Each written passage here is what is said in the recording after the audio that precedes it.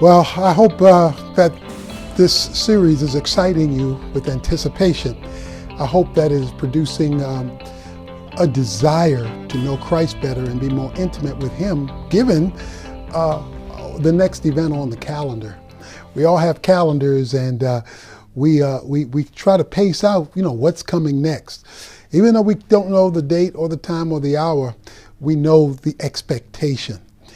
I mentioned on Sunday about the fact that I told my wife that I was coming back, even though, like the rapture, it was not connected to a time. In between, when I told her I was coming back and when I came back, were letters. There were letters for her to read, her to think about and contemplate, to keep her anticipation high for whenever I did come back.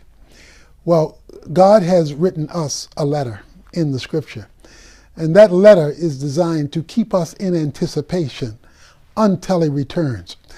We don't know when He's going to return, but He wants us to keep reading and rereading that letter, and even fall more deeply in love with Him. I remember the humorous story of a guy who went off into service, and he told his girlfriend, I'm coming back, and when I come back, I'll marry you. And so I'll prove it by I'll write you every single day. So he wrote it every single day. Finally got out the office and came back only to discover she had married the postman.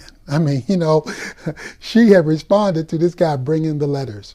Well, God has written us a letter. He can't be replaced. But the whole point of it is falling in love with Him until He returns, because He wants you not to go through an in-between person. I can preach and give sermons, but unless you take it and incorporate it in your own heart and life, it really won't mean much to you. 1 Thessalonians 1:10 again says that we are eagerly awaiting His return. So stop looking for the undertaker and start looking for the uppertaker. Now, you may get the undertaker first, but that shouldn't be your focus. Your focus should be on the uppertaker, because He says the more we focus on Him through the letter He has written in His Word, because that's all Paul gave the Thessalonian believers was a letter. But he wanted that letter to take shape and life in their lives.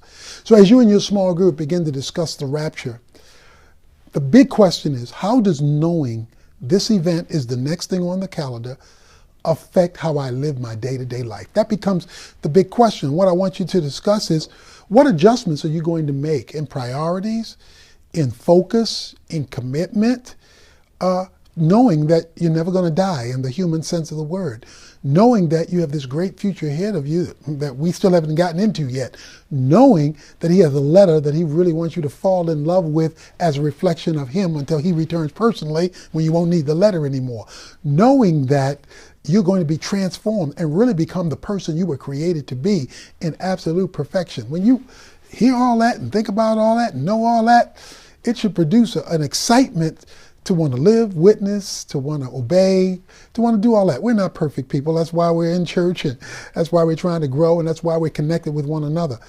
But we are, guess what? Supposed to comfort one another with these words.